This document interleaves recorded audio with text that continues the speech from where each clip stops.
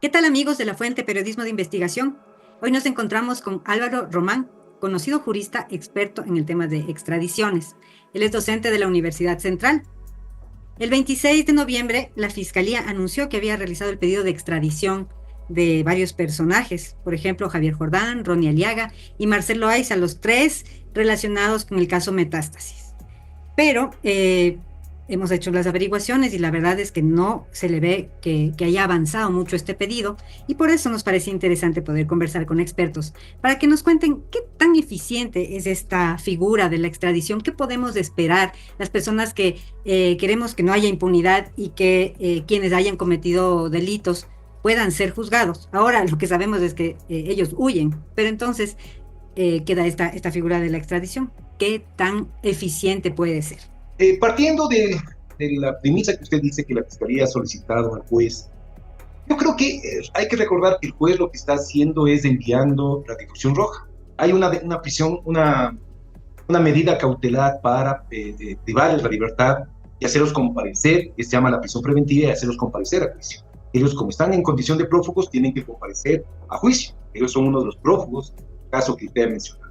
Entonces, para yo poder comparecer, tengo que mantener vigente la prisión preventiva aquí en Ecuador, y la Fiscalía tiene que motivar, de acuerdo al tratado de la Interpol, si se cumplen o no se cumplen los requisitos para poder establecer la necesidad de enviar a la Interpol la difusión roja. La difusión roja es cuando el Estado ecuatoriano envía la solicitud a la Interpol tiene que valorar esa petición. Para que exista extradición, ¿qué requisitos fundamentales debe existir? Primero, tiene que haber un tratado bilateral entre los dos países. Eso existe. Dependiendo en qué país está. Por ejemplo, en Estados Unidos existe. ¿Perdón? En Estados Unidos sí existe. Claro, en Estados Unidos hay un tratado internacional. Entonces, ese es el primer requisito. El segundo requisito es que exista la doble incriminación. ¿Qué significa la doble incriminación? Que el mismo delito, porque fue acusado aquí en el Ecuador, ¿no es cierto? No sé por qué es el delito, tiene que existir en la legislación norteamericana. En el caso de estas personas, creo que es delincuencia organizada. Ya, entonces, pero tiene que especificarse en el tratado internacional. Ya. Porque acuérdese que el derecho penal se sostiene en el principio de legalidad. Entonces, tiene que haber este tratado internacional. En una de las cláusulas tiene que establecerse qué delitos son los que se van a extraditar, son objeto de la extradición. Si no consta ese delito, acuérdese que con Estados Unidos nosotros tenemos un tratado de 1890, por ahí, es decir, es un tratado internacional donde no existía la delincuencia organizada, no existía el peculado. Entonces, ahí vienen las dificultades, ¿me entiende? Porque, por ejemplo, nosotros tenemos tratados con España. En España, como son tratados mucho más actuales, existe la delincuencia organizada, el delito de lavado, el testaferrismo, o se pone una condición, dice todos los delitos que tengan una pena mayor a. Con eso ingresan todos, pero ya le explico a usted, la cualidad fundamental tiene que existir el mismo delito, tanto en España como en Ecuador, tanto en Estados Unidos como en Ecuador. Pero entonces ¿qué se puede hacer para que sí funcione algo y que no haya impunidad? Entonces, vamos al primer supuesto. Pongámonos que sí existe el delito. Como le había contado, el presidente de la Corte Nacional es comunicado, llama al juez norteamericano y le dice, deténgalo con fines de extradición. Eso hicieron con Pablo Romero, lo han hecho con Luque, lo han hecho con César Berruga, lo hicieron con algunos más. Así se procede. La detención es con fines de extradición. Tiene que el Ecuador traducir todas las piezas procesales del proceso que tengan el inicio del juicio penal, del proceso penal, con todas las piezas procesales que le vinculen a esta persona en el cometimiento del delito. Pero como es de Estados Unidos, tiene que traducir en un idioma de lenguaje jurídico técnico, no lenguaje normal. Entonces, con esa situación, acuérdense el caso de los hermanos Isaías, el fiscal general de la época, el fiscal general encargado, el doctor Washington Pesantes, hizo otro intento, pero siempre dijeron que la traducción era de mala calidad. Ahí es donde el juez es el que va a conocer la extradición, tiene que valorar, va a haber un debido proceso, se va a oponer, la otra persona le va a decir que no hay el delito, va a cumplir primero los requisitos, y si logra el Ecuador ganar, ese ratito, en ese momento, Estados Unidos coge y dice, dicta sentencia, debe haber alguna apelación, va a la apelación, quién sabe, se produce la extradición, y en ese momento ¿Qué hace Estados Unidos? Nos entrega al ciudadano allá en Estados Unidos, lo embarca en un avión a la policía nuestra y se lo trae. La otra posibilidad es que no existe el tratado internacional, que no exista adecuada defensa y por lo tanto se pierde. Ahí la extradición es desde el otro ámbito, el que nos otorga la extradición y el que no los otorga la extradición. ¿Por qué? Porque puede ser que el tratado internacional no cumpla las condiciones que le había dicho, es decir, que tenga en forma descrita, precisa, los delitos para los cuales yo quiero la extradición. ¿Cuándo se puede oponer el país? Aquí en el Ecuador ha habido casos que, por ejemplo, que sí, efectivamente hay una doble incriminación, hay asesinato, cuestiones de seguridad de Estado, pero ¿cuál ha sido? Por ejemplo, un rato hubo aquí un caso de un capitán bielorruso. El delito que tenía en Bielorrusia era con pena de muerte. El Ecuador no tiene pena de muerte, entonces no lo podía mandar, el Ecuador no podía otorgarle la extradición para que lo juzguen en Bielorrusia. ¿Por qué? Porque la consecuencia va a ser la pena de muerte. Entonces, ¿qué tiene que hacer el Ecuador? Seguir el juicio aquí, sentenciarlo aquí con las leyes ecuatorianas y que entre a cumplir la pena. Yo no lo autorizo, pero tengo que juzgarlo, porque no puede quedar en. Esa es la primera figura de la extradición. Hay otra figura que se llama la deportación. Usted para ingresar a un país necesita un permiso, dependiendo a dónde ingrese. ¿Cuál es el permiso? La visa. A usted, para entrar a un país, Estados Unidos, por ejemplo, nos dice al ecuatoriano, usted requiere visa. Esa visa es la que a mí me autoriza a entrar a ese país. Pero yo aquí a nivel sudamericano no necesito visa, puedo trasladarme por aquí. Pero en cada legislación, de acuerdo a la soberanía interna, tengo yo el derecho de ¿qué? De mantenerlo aquí en este país dependiendo del tiempo o la visa. Si yo me paso los 90 días, yo ya estoy en condición de ilegal. Y ahí en ese momento Estados Unidos me puede deportar, porque incumplí, me encuentro ya en una condición de ilegalidad. En el caso de Jordán, por ejemplo, yo recuerdo que a él le suspendieron, o más bien dicho, ya no le dejaron renovar el pasaporte. ¿Esto cómo le puede afectar? A ver, el pasaporte caduca. Sí. Pero la visa puede estar vigente. Ya. Entonces, si yo tengo vigente la visa, yo puedo seguir teniendo, estar con el permiso legal de vivir en Estados Unidos. No había problema. Si Estados Unidos sigue en la política de deportar, no requiero hacer extradición. ¿Por qué? Porque es más fácil. Entonces, la Secretaría de Estado lo único que hace es quito la visa y te devuelvo. Y ese es un trámite claro. También tienen derecho a la defensa, al debido proceso. Acuérdense que mucha gente está detenida en una frontera en Texas, están esperando un juicio. ¿Para qué? Para ver si se quedan o no se quedan en Estados Unidos. La deportación tampoco es fácil. En el Ecuador, acuérdense cuando en el gobierno, ministro José Serrano regresó creo que a 60 cubanos sin debido proceso. Lo único que hizo, cogió los en el avión, los devolvió a Cuba. Entonces, la extradición aquí en el Ecuador también requiere un procedimiento de defenderme, ver si estoy en esas condiciones. Esa sería la segunda figura. Entonces, hay la extradición y la deportación. En el caso de Estados Unidos. Y, por ejemplo, con Venezuela, ¿cómo estamos? Porque ahí está Ronnie Aliaga. A ver, el problema que hay es más político. Entonces, a ver, llévese de esto. Una de las situaciones que siempre incluyen, por ejemplo, México nosotros tienen una vinculación política, ideológica con ciertos gobiernos. Entonces, siempre habrá esa situación de afecto, ¿no? Digamos, desde el punto de vista ideológico-político. Entonces, y claro, ¿qué hace México? México, además, adicionalmente, para proteger, bueno, México tiene un comportamiento permanente. Y si usted lee la Constitución mexicana de Querétaro, hecha en 1917 más o menos, usted va a ver que en esa Constitución es una Constitución súper proteccionista, justamente para evitar la extradición de la gente, y por cuestiones políticas. Es súper fuerte, pero deja un espacio justamente que dice que si es que yo puedo deportar siempre y cuando firme un tratado internacional. Por eso el Chapo Guzmán fue deportado, porque él era narcotraficante, Estados Unidos lo requería y por eso lo deportó México. No es la regla fuerte, que yo no deporto a mis conciudadanos. En México yo no deporto y yo protejo. Y además, ¿qué les da? Por ejemplo, creo que debe estar Aliaga y usted ve que mucha gente que se fue a México tiene la condición de asilado político. Así es. Cuando son asilados políticos no pueden ser... Bueno, el asilo político no puede pedir la extradición. Siempre y cuando el Estado mexicano les quite esa cosa. Acuérdese, todo se sostiene en la soberanía estatal. Yo te doy y yo te quito. Como se hizo, igual tengo que hacerlo. Es decir, si yo te otorgué el asilo político territorial, yo también te puedo quitar ese asilo. Pero ahí depende de quién está gobernando. Pensemos Argentina. Argentina ha cambiado, usted ve, ha cambiado de línea, ¿no es cierto? Antes estaba Fernández, ahorita Fernández era afín al kirchnerismo, ahora está Milei. Entonces, hay una contraposición ideológica brutal.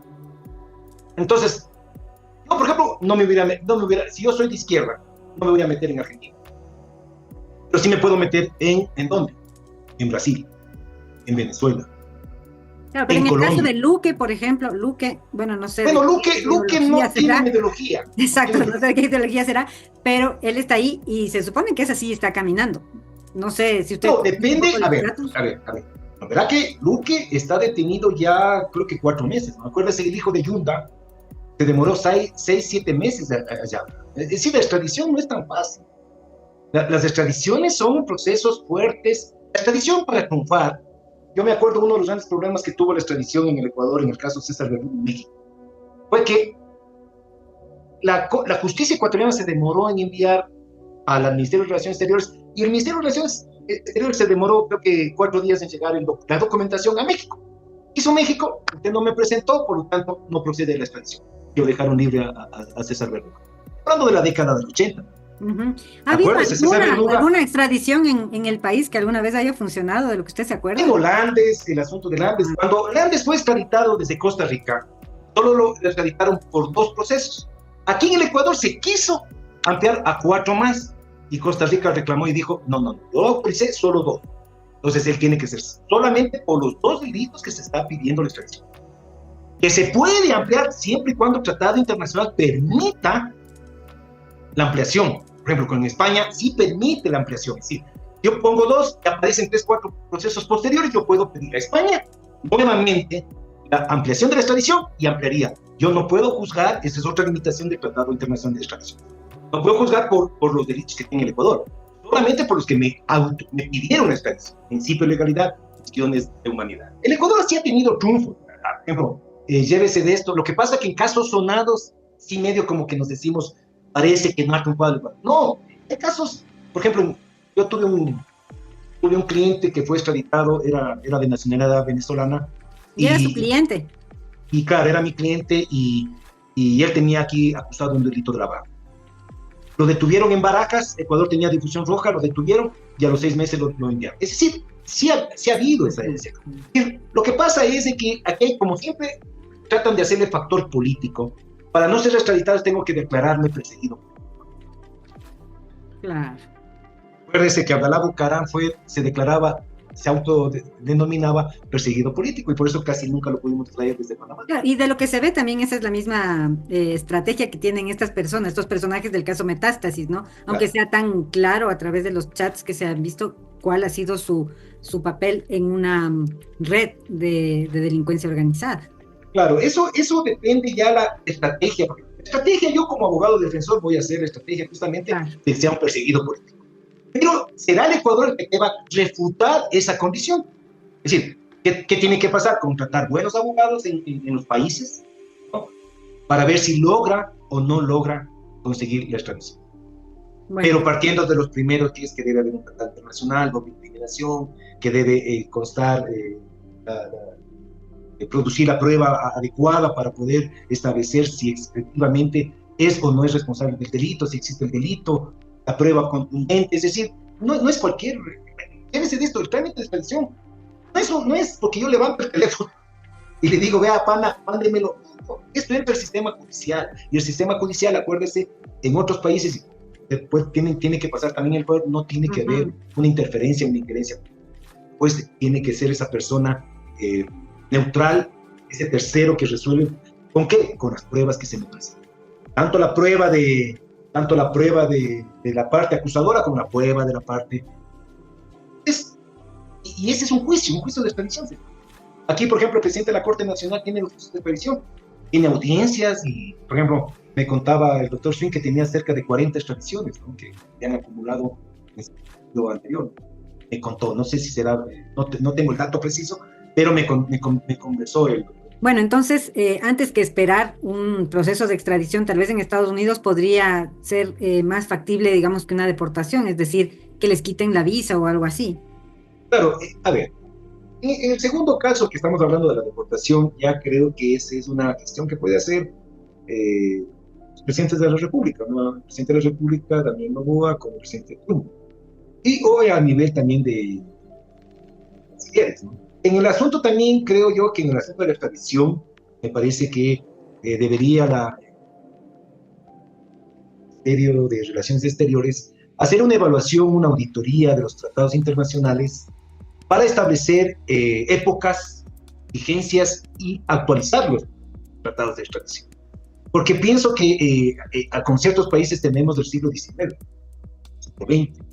Acuérdese que las modalidades delictuales van modificándose de acuerdo a estas realidades de la globalización, de la internet, de la virtualidad. Hay tantas. Es decir, la delincuencia se moderniza, pero no se moderniza la justicia desde el punto de vista para perseguir la impunidad en el mundo. Entonces, yo creo que ahí también es una tarea del Ministerio de Relaciones Exteriores actualizar los tratados internacionales de extradición con todos los países que puedan firmar. ¿Y para qué nos sirvió votar que sí queríamos la extradición en la consulta popular?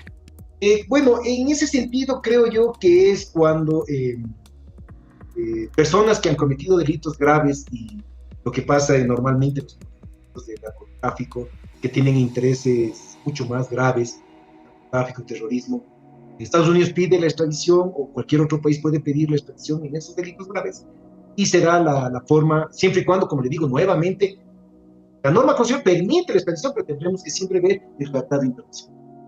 No hay el tratado internacional, porque además los ecuatorianos, por ejemplo, un caso de un expresidente de la Federación Ecuatoriana, cuando estuvo metido en el caso de Gates, vino acá al Ecuador, se dejó juzgar aquí en el Ecuador, lo sentenciaron a 6 años, pero vaya a ver, en Estados Unidos de todos los presidentes de las federaciones de fútbol tuvieron que pagar fianzas de 20, 30, 40 millones de dólares.